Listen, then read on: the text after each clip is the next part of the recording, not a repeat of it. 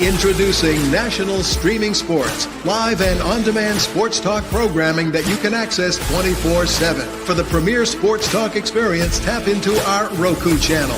Start your mornings with Mac and Jack covering all the weekend sports action. Then pour a cup and enjoy all the sports you can drink on the Coffee and Sports podcast. At midday, talk sports from east to west on the Coast to Coast podcast. Followed at night by some hot girl talk with Prim and Proper Sports featuring Sonia Pearson. Talk boxing on the Gloved Fist. Yankee fans tune in for Start Spreading the News.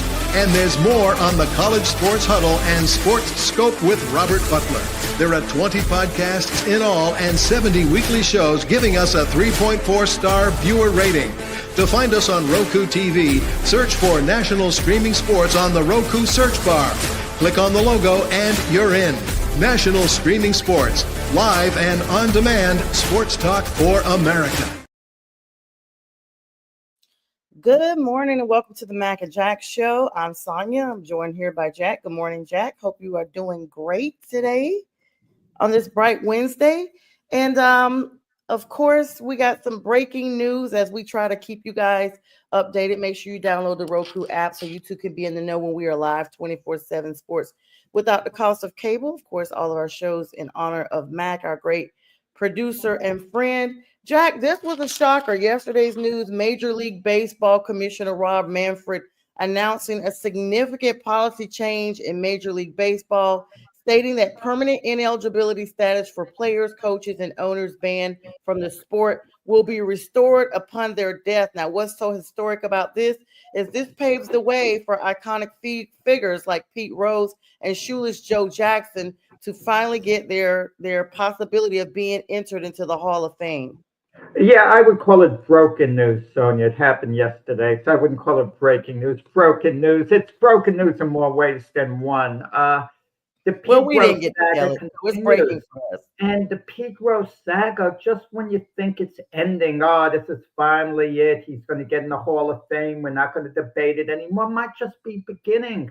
As you'd like to put it, Sonia, this is not a no-brainer that he's going to get into the Hall of Fame. There are different voting committees. There's certain resentment towards him. He might not get the votes. Major League Baseball botched this up from the beginning. And do I have any sympathy for Pete Rose? None at all. The man was a pathological liar. A pathological liar all these years. He completely lacked character. And what Major League Baseball did by banning him from the Hall of Fame is wrong. They could have banned him from the sport itself, from participating as a manager, a hitting coach, or whatever other position he might hold. That was fine, but the Hall of Fame had nothing to do with keeping him out because he bet on his team to win and maybe bet on some other games as well. That's wrong. I get all that if they wanted to suspend him. But meanwhile, to show how hypocritical Major League Baseball has been, they allow him to get inducted into the Cincinnati Red Hall of Fame. They allow that, but they don't allow him to get into the Hall of Fame there at Cooperstown. Pete Rose tarnished virtually every Hall of Fame ceremony from the point that he was banned. And Johnny Bench said it best, his great teammate on the Cincinnati Reds. When Johnny Bench got inducted into the Hall of Fame, Johnny Bench said people would come up to me. The first thing they'd say was, "John, congratulations." Right after that, they said, "You think Pete Rose belongs in the Hall of Fame?" Who gives a darn? This is their big moment. No one should be distracted talking about Pete Rose. And I'm going to tell you, I'm not sure who the Hall of Fame class is going to be, when Pete Rose is eligible that first year. It's different years according to different committees. But if he gets in that year, I wouldn't want to get in the same year as him. And even if he doesn't get in, it's a distinct possibility he won't, at least in the beginning, he won't get the votes. All these Hall of Famers are going to hear this talk about Pete Rose, Pete Rose, Pete Rose. Now, I know I'm being a little long-winded now, but I heard when Pete Rose, from a lot of people, when Pete Rose was alive, they're waiting for him to die. That's what Pete Rose said himself. That's when they'll probably put me in. Oh, wow. I don't think that was the plan of Major League Baseball at all. it was one individual by the name of Donald Trump who made a big fuss out of it Did. recently. He And did. that's why Major League Baseball all of a sudden bent. And they're not saying they're doing it for Pete Rose. They're making one rule for all deceased, Yeah. people who Shoeless could. Joe Jackson, of course, another person. He's been controversial, but believe me, every year that the Hall of Fame was taking place, the people getting inducted were not asked, do you think Shoeless Joe Jackson belongs in the Hall of Right. Fame? They're And always asking about Pete Rose. Yeah, I wouldn't want somebody kind of raining on my parade either, Jack, by bringing him up. I mean, years of denying this gambling scandal since 1989 when they basically banned him for life about the investigation revolving him and an attorney they had, John Dowd, that basically he'd bet on baseball, including games that he played himself with his own team, Jack. And then he denied it for so long until during a private meeting in 2002 with the commissioner, Bud Selig. And then publicly, he finally comes out in 2004 in an autobiography, My Prison Without Bars, where he basically cleared his conscience, Jack. And so I don't know, a lie that's been going on that long publicly, and the audacity, as my grandmother used to say, the unmitigated gall of him to basically spit in the face of MLB. I mean, I don't mean to speak illy on the deceased, but it is how he lived, Jack. yeah, I don't know whether he had a conscience to be cleared, Sonia. I Oh, don't wow. know. Maybe he did, maybe he didn't. I don't know. I don't know. But Pete Rose was in denial, lying about this for so long. Okay, he came clean after a while. And even Rob Manfred, checked him out years before Donald Trump said what he had to say to see whether he would reconfigurate his life. Pete Rose had a terrible gambling addiction, with all sports, obviously.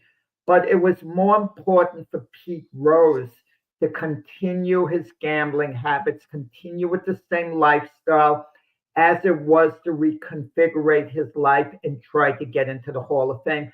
Look, in the beginning with Bart Giamatti offered Pete Rose a deal where he would get suspended for X amount of time, maybe being eligible like for 7 years or whatever, but then could get back in. All Pete Rose would have had to say in the beginning, look, I made a mistake.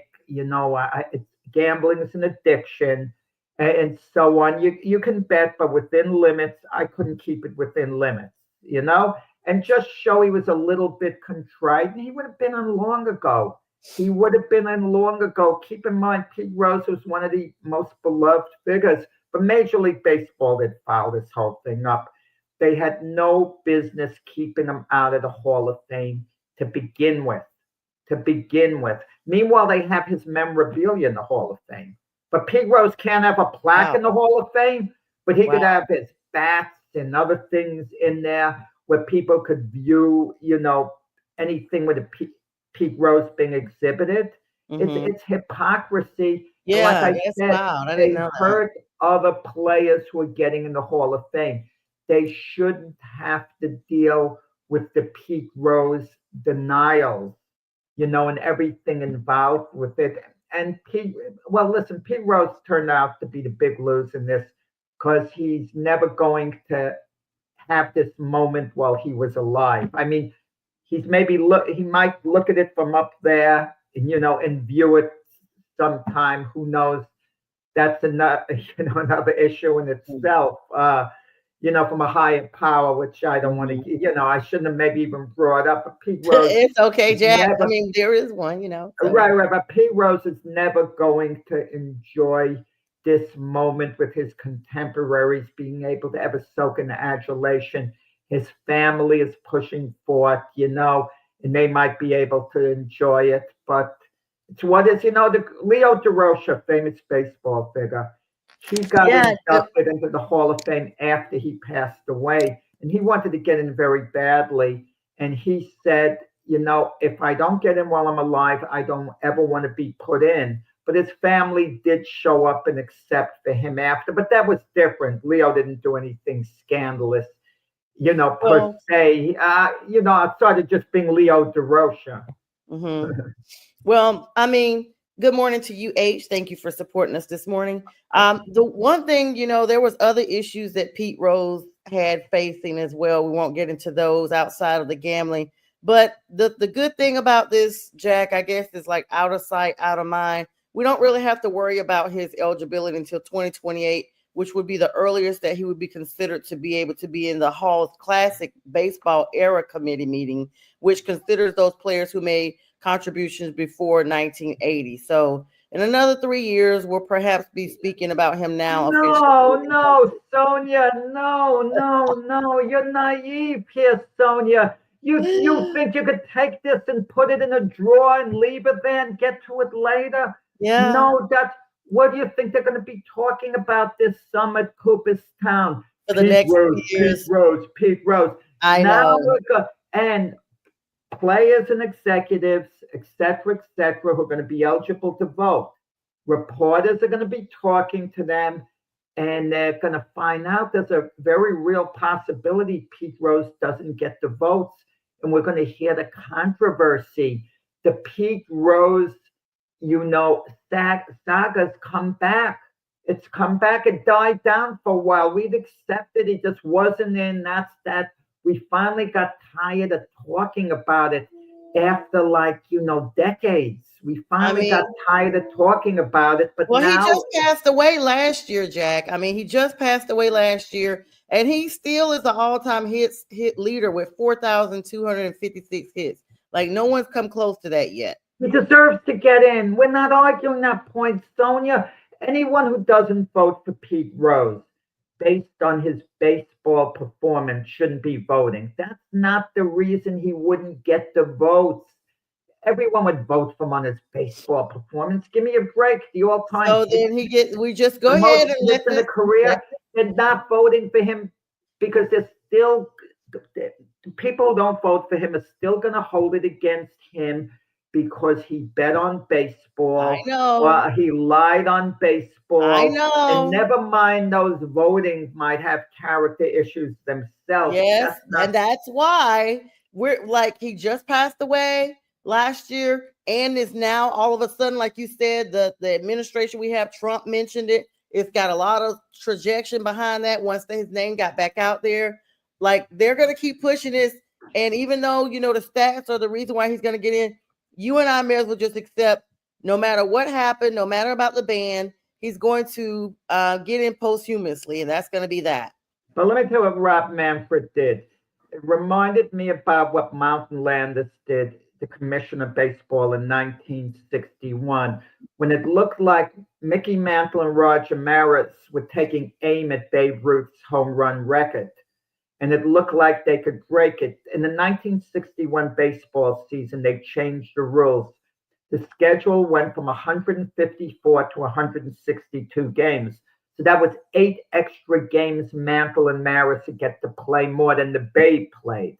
So he met with reporters to try to come to some type of solution because Mountain Landis was a major, not Mountain Landis, the other commissioner at the time. Mountain Landis was the one that suspended shoeless Joe Jackson. But Major League Baseball decided they put an asterisk next to all records, that were broken because there are 8 more games. But obviously they were focused on the home run record only. Well, and Maris broke the home run record. He had an asterisk put next to it, which I thought for years was unfair. But on reflection, if you played 8 extra games, that does count for something. And I know that different elements with travel, with this or that, with different eras. You got to look at it. It's not just Pete Rose. There are 17 other players, Jack, that are affected by this permanent ban that happened with baseball. These crimes range from auto theft to gambling to taking bets on the side, you name it. Criminal indictments, all kind of stuff, mostly involving other gambling, but none to the level of Pete Rose. They had the 1919 Chicago White Sox. It goes that far back, known as the famous Black Sox, who were banned for fixing the World Series with Eddie Ciate, Claude Lefty Williams, Chick Ganley, Charles Swede Risberg, Buck Weaver, Shoeless Joe Jackson was part of that. That whole team banned for their connections to that betting plot. It goes all the way back to Well, that. I don't know whether you saw that movie. It was a good movie with that 8 men out. Yes, A yes. good movie.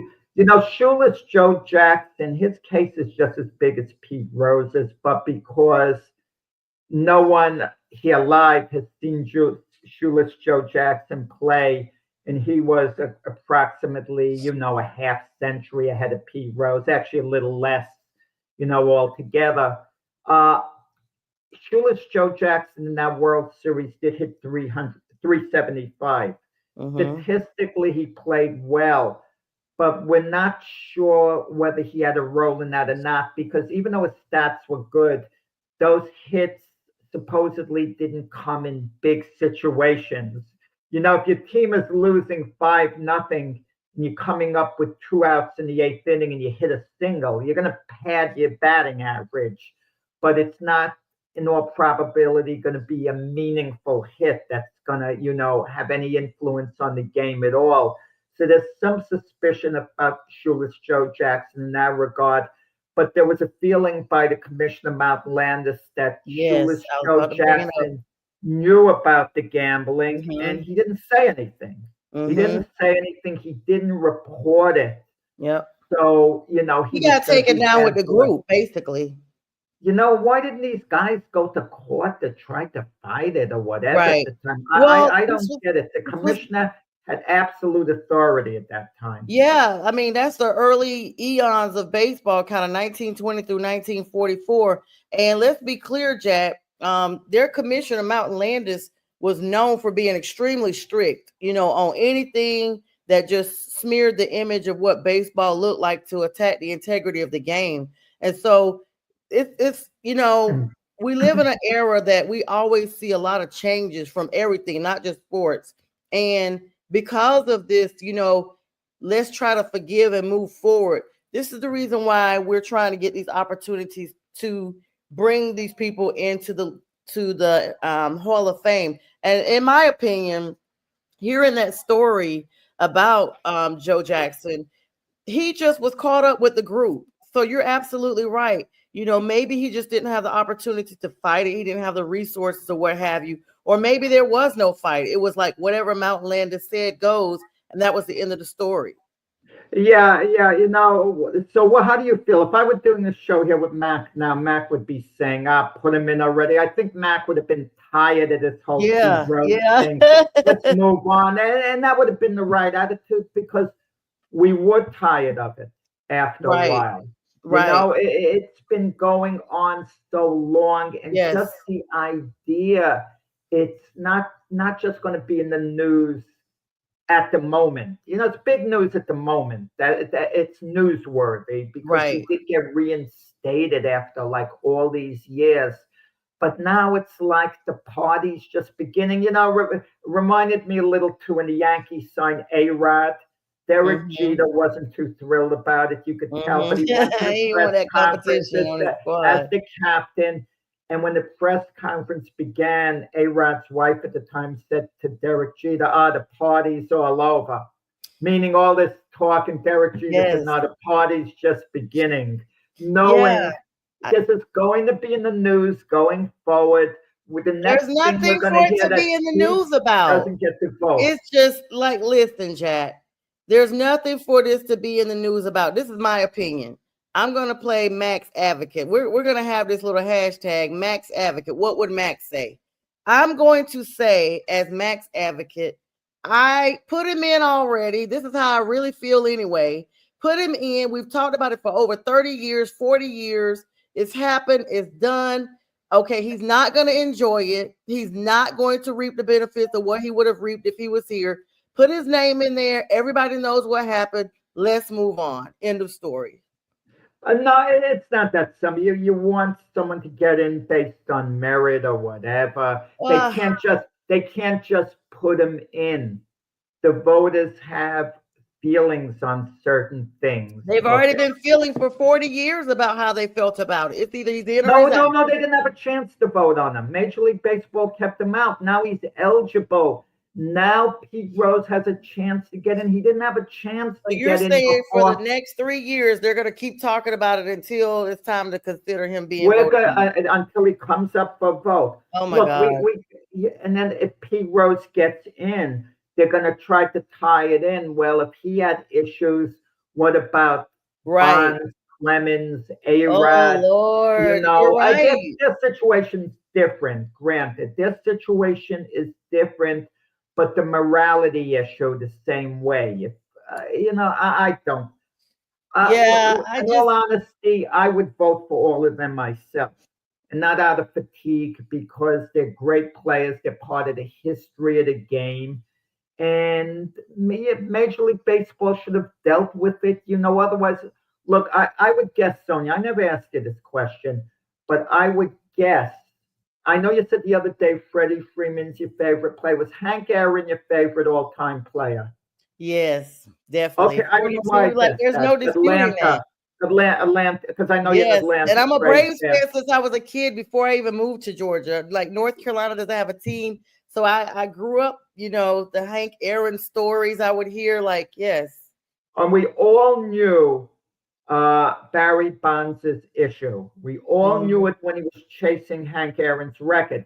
And the commissioner of baseball was Bud Selig, who was the owner of the Braves at one point, and a man who was very close with Henry Aaron, who revered Henry Aaron. Yet Bonds was allowed to continue on and break the record. But meanwhile, he's being kept out of the Hall of Fame. Sometimes morality issues come up. Look, I tried to draw a comparison to O.J. Simpson. If I was Oh, a vote on the Hall of Fame and he was up for oh vote my on the gosh. Hall of Fame, now it could be argued he was acquitted. He was acquitted. He lost a civil case, but he was acquitted of the crime he was accused of.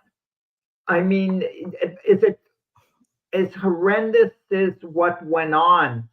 uh, the crime that was committed against those people by whoever committed it. Okay, how's that? I'll Right. bring Go it up ahead by and put whoever that in committed there. it. Yes, But I but saw it but because O.J. Simpson, no matter what we might think of his overall character, it's is it football related? Do we just focus on football? That's what it's supposed to be about. But Oh, baseball has a little rule about character, this sportsmanship. But you have so many players that are so. Look, if a player gets suspended, they're hitting another player with a 100-mile-per-hour fastball, in the head, and they feel he absolutely did it on purpose. Isn't that every bit as bad or worse than P. Rose betting on baseball? Think of it. this is how I am, and I hate to be this person because I know they say there's right is right and wrong is wrong. No matter what the wrong is, it's equally wrong. If there's a person that's a victim or if there's an entity that's a victim, it's still wrong. With baseball, MLB, that's the entity that was supposedly harmed because of Pete Rose's actions.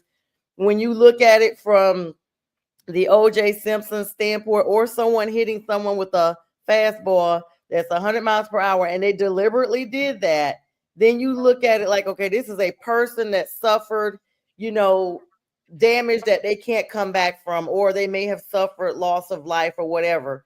And for me, Jack, when you bring that point in, it does make it really interesting because I'm like, this is just the legal part of me speaking, because everybody knows, if you're a doctor, a lawyer, or whatever, sometimes no matter what you do, if you're suspended, you are suspended for life. There's no coming back. You can make that one decision criminally that would take your license for the rest of your life, and no amount of good that you did after that would go back to the board and they say, okay, we're reinstating your license. That's how you look at it. With the O.J. Simpson situation, you do not, this is my thing, you do not settle a civil case if you are completely cleared of the criminal case. That's just me. Why would you pay all this money for a civil wrong I that don't was? think he settled the case, Sonia. I thought he was just found guilty on that case. No, you I don't don't get think he found. settled. You don't get found guilty. So, yep, everybody knows. I'm in law school. You don't get found guilty. You can only get found guilty in a criminal case. Civil, you are found liable. There's a difference. So it's basically like whatever actions he was supposed to have taken could have contributed to their loss of life. So in other words, he admits that something he did contribute to what happened criminally. So that's why he paid the money civilly. I wouldn't, if he was completely innocent, Jack, criminally, you don't settle civilly with you're not liable. You can't be found liable. So no, I hear you. So that's different for me. OJ, no. Yeah, I don't know. OJ, these are people's lives, and I'm gonna say no, because you can't bring those people back. Even though the MLB betting situation was extremely serious, you could say people lost their money or what have you. I mean, people's lives, they were still breathing. That's my point. I guess there's a small difference in some entities, but that's the way I look at it. That's just my opinion. No, I hear you. But right now, the big news normally would be the NBA playoffs. It's heating up. But I felt we felt that with Pete Rose, Shoeless Joe Jackson getting reinstated after decades, to start off with the NBA, even though it really is on the tip of people's minds more so than anything with the playoffs, it's something to talk about. And we haven't heard of the last of the Pete Rose thing. We'll be talking about it in future shows because it's going to be on the news. New things are going to come up. I mean, what is such a pleasant last name to be so bitter with? Rose is such a nice name, But yeah, so the NBA playoffs, Jack, you talked about those. Last night, the Indiana Pacers faced the Cleveland Cavaliers in Game 5 of that series. Pacers held on to their 3-1 lead. Game concluded 114-105. I mean, the Pacers paced themselves the entire game. Of course, Tyrese Halliburton, they call him Hallelujah, led the Pacers with an impressive 31 points, along with 6 rebounds, 8 assists, while Pascal Siakam contributed 21 points, 8 rebounds. Jack, I actually watched these 2 games last night. This is the first time I've watched both games in their entirety, so we could discuss this. The Pacers demonstrated offensive efficiency, 10 from 15 from the field, 6 from 10 from beyond the arc for Halliburton. This is the Pacers' second consecutive year that they are advancing to the Eastern Conference Finals. And it's their first time since 2005 series against the Celtics that they've won 3 road games in single playoff series. I don't like saying this because Kenny Atkinson was coach of the year, and he's a really good coach. But he got out coached by Rick Carlisle. Yeah, he did. I mean, the Pacers' ball movement was so much better. And with the Cavaliers, it was basically rely on Donovan Mitchell. And Donovan Mitchell couldn't hit a shot, it seemed, for anything. He was partially injured. The later part of the game. Yeah, I know. I understand that. Listen, no blame on Donovan Mitchell here. I'm just pointing it out. He played outstanding in the early games of these playoffs, and it's really hard to carry a team. There didn't seem to be that much energy, in Cleveland's arena until late in the game when they'd make a little bit of a run. Jared Allen, one of my favorite players, what happened? He forgot to rebound? I mean, what went on? It was ugly. It was ugly. Very disappointing, Cleveland. I don't want to hear, well, they could take a lot out of this year. They won 64 games. I never like to say it went for nothing. You win all those games. It counts for something. But like we've said on past shows, teams got to take the next step at certain points. It's understandable if you have a powerhouse team in your conference and you just can't quite get by them. It's understood. It's still disappointing. But these are the Indiana Pacers. You're the Cavaliers. You're expected to beat a team like that. I don't want to hear the Pacers are better than we think they are. Fine. You're still the Cleveland Cavaliers, the team that won 64 They were games. the number 1 seed. Right, exactly. Who were losing all 3 games at home? Oh, that was crazy. They had a good regular season to the Pacers. Yes. To the Indiana Pacers. Yes, and they had a 44-25 lead in the second quarter that basically, despite doing that, they weren't even able to keep it up. 44-25 is a significant score deficit, so that they should have stayed in that game for the duration, but they were unable to keep that momentum. It's almost like they ran out of gas, Jack. Donovan Mitchell could not save that team all by himself. And in game 1 as well. I mean, they had the lead, they let it get away. And, You know, 20 I points. mean, Cleveland played really Crazy. well in Game 3 of the series to cut the pace of lead to 2-1. And I thought to myself, wow, here's Cleveland coming. They got it together. They're going to win the next game, I think, in Indianapolis, then win Game 5 in Cleveland, maybe lose Game 6 in Indiana, and then win Game 7 at home. They're going to find a way to win the series. But you know, it's that Indiana advances. It's going to be a great opportunity for the Knicks here if they can close out the Celtics, which now they'll probably be able to do. Yeah. You know what here in the Celtic Knicks series, it resumes tonight. With Jason Tatum out, the whole mindset changes. I don't like when people say about a team that's down 3-1. Don't think of the big picture. Just think of one game at a time. Now, that's not wrong a lot of the time. But if Jason Tatum was healthy and the Celtics are down 3-1, they should be thinking in terms, we got to win the next 3. We got to do 3 in a row. You focus completely on one game and shut everything out. If you don't feel you're a superior team, you try to get back into it in little bits and pieces. But now the Celtics in a position, they got to focus on so much on Game 5 in Boston to eke out a victory. And then, you know, that makes it 3-2 because the Celtics probably believe without Jason Tatum that they can win a Game 5 in Boston. If you gave them a lie detector test, all those players on the Boston Celtics, do they believe they're going to win 3 in a row against the Knicks? Most of them are going to fail that lie detector test. They're not going to believe they're winning the next 3 without Jason Tatum. They're liars if they say otherwise. But for one game tonight, you give them a lie detector test and ask them whether they think they're going to win the game. I think the majority would pass it, that they would believe that they're winning the game. And then you win Game 5.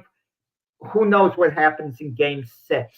If you somehow go back to New York and beat the Knicks without Tatum, then anything can happen in a Game 7. I don't know, Jack. I just feel, excuse me, Jason Tatum was not playing lights out like we were used to seeing. He was playing lights out when I talked about this. He did have that exceptional game that he scored 42 points against the Knicks. But, I mean, I would go in there if I'm the Celtics and be like, okay, he's not here. There's nothing we could do about it. We have to mount up, as they say, and literally pull all together and just get this done. Like, they can't say, oh, woe is me. You know, this is our excuse. Yeah. We're going to fold up like lawn chairs. These are the defending world champs, Jack. They're not going to just lay down. They're not the defending world champions. No, with Jason Tatum out of the lineup, they don't have a championship pedigree. Jaylen Brown is not going to carry that team. Yeah, maybe for one game. Maybe for one game he can be sensational. They just need to take it one game at a time. He's not carrying them for 3 games. Yeah, tonight they can win the Celtics tonight. They have to win tonight. Well, they have to. It's a 50-50 proposition going back to Boston with this game. You know, for those who are going to say if the Knicks win this series, which they probably will do at this point, I don't want to hear, well, if Jason Tatum didn't get hurt, the Knicks wouldn't have won it. Keep this in mind. In Game 4 with the Knicks up 2-1 in the series, Jason Tatum went out with the injury with 3:06 left in the final period with the Knicks up 7 points. Mm-hmm. We don't know for sure who would have won Game 4 had Jason Tatum not gotten injured. But the Knicks did have a 7-point lead with 3:06 to play. So it's not unfair to say the Knicks would have had at least a 50-50 chance of winning Game 4 with a healthy Jason Tatum. Well, I mean, you know, we always say we have no idea how that would have turned out because we just have no idea. But we know that they have to show up and show out or they're done, just like the Cavs. Let's talk about some tight games here because Jack and I were going to wrap up a little early today. We've got some other obligations to take care of to get you guys in the know with other sports news and, you know, secure some interviews we got coming up here on some other shows. Nikola Jokic, I mean, stunning performance, Jack. I mean, he went off. I'm talking about 44 point plus. I mean, he had like back-to-back points. He had 27 points, 13 rebounds in the very beginning, consistent ability. He maintained impressive averages. I mean, even, when he was out there, he's been, of course, previous MVP recognition, 3-time MVP, 2-time MVP, whatever. But then SGA, performance for the Thunder, despite the team's loss in Game 5, continues to elevate his status among the NBA's elite. You heard OKC chanting MVP for him as well. But last night, Jack, I mean, that game was explosive. Of course, the series was tied 2-2 at the beginning of the series. And of course, now, this thing is going to go down to 7 games, Jack. Well, Game 6 is in Denver, so Denver's going to be favored to win Game 6. But I'll tell you, J Train made a good point on this show about OKC. SGA doesn't have that second big star playing with him.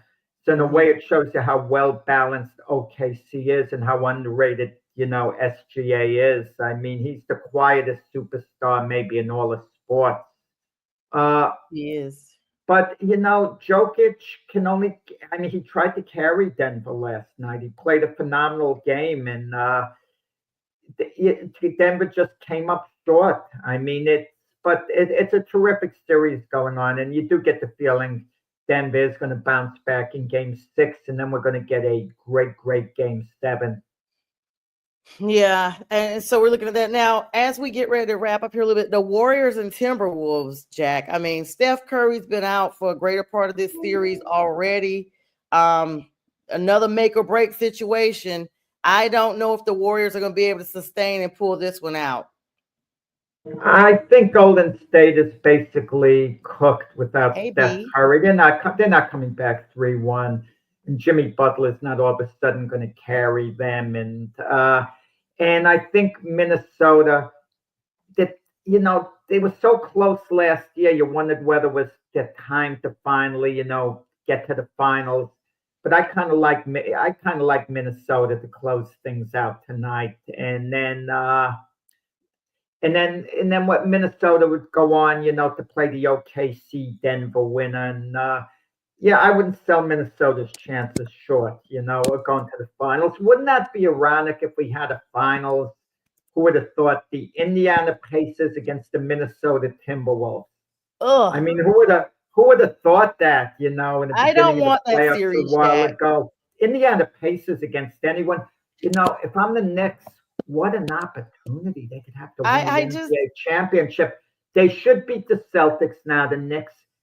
Indiana Pacers are very beatable. And if they beat the Pacers, they could be playing the Timberwolves in the finals.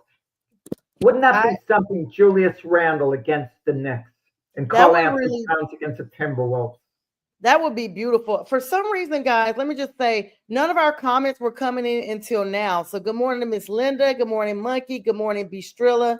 Everyone sends a good morning. Everybody, but Miss Linda, a roll call. We're not taking attendance. But Miss Linda, let me tell you, Jack, while you're Miss sounding Linda off, gets a waiver. We mentioned her name. As usual, over talking everybody. Miss Linda says that Mac would agree with me and to move on about the Pete Rose thing, and she's also, here, of course, supporting us, Miss Linda. We're good to see you. But yeah, Jack, this is going to be an ugly matchup. I'm not happy. I do say, even though I don't have, as they say, a dog in the fight anymore, I hope the Knicks win it all at this point. If the Celtics get eliminated and the Warriors get eliminated, I mean, I have players on both teams that I'm interested in. It's going to be, do you think they're going to try to push Steph into playing?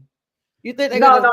Steph won't allow. Steph carries the most power in that organization. Mm-hmm. No one would dare put an iota of pressure on Steph. No one would tell, not at all. They'll wait for Steph to come to them. The team doctors will be working with him. They'll ask him how he could feel, whether he can go or not. Steph already said he's not getting pushed back into playing. And Steph is smart. He knows you can. He's not going to get the pushback. It's just the fact that basically we are looking at a situation that Steph has to, he has to be the savior of this team. They're down 3-1, Sonja. If it was a game 7 and Steph was 50-50, he could go either way. Maybe he takes a chance. Maybe. But he's not with the team down 3-1. Listen, the most famous incident in history of a player trying to come back from an injury and actually playing a little bit was Willis Reed in Game 7, 1970 against the Lakers. Game 7 of the finals. But the reason he came back and got on the court and hobbled was because it was the final ultimate game to decide the championship. If it was any earlier game in the playoffs, Willis Reed wouldn't have seen the court. And that might be the case with Steph. Steph will make that decision. Don't even question someone of his character. No one has higher character than Steph Curry. It's not that. We just, number one, we know Steph wants to play. It's not like, he doesn't want to play. Like you said, he carries that team. Number two, we know because of the caliber of player that he is, that the organization is not going to, pressure him. I'm just saying, do you think that they take a risk, give him a couple of quarters on shots or whatever, bandage him up or whatever they have to do and, put him out there? Steph will make that decision 100%. Obviously he would consult with the doctors, and if the doctors thought he was being put at additional risk, they'll have that discussion. I think Golden State isn't going to push it with Steph. He's too valuable, even if it means they're exiting the series. They're down 3-1. They're not coming back. I hate to say it. I hate to say it. You're not going to have Golden State, win the next 3 against Minnesota and then play the Denver OKC winner. I mean, they're through. I hate to say it, but they're basically through. Oh my gosh, that's so sad. Well, I think they're losing tonight, but listen, maybe they win, they extend the series, who knows? But Anthony Edwards, Julius it's delaying Randle, the inevitable. Rudy Gobert, they're not letting this get away. Yeah, because all they got to do, Jack, even if they win tonight, is delaying the inevitable, because all the Knicks need to do is win one more game. Well, yeah, you mean the Timberwolves one more game? Excuse me, yeah, the Timberwolves one more game. Right. I mean, listen, you extend the series, and listen, anything can happen. Anything can happen. Anthony Edwards could go down with an injury. Any key player in the equation changes. I mean, like we were saying a moment ago, we're about to run out of time here.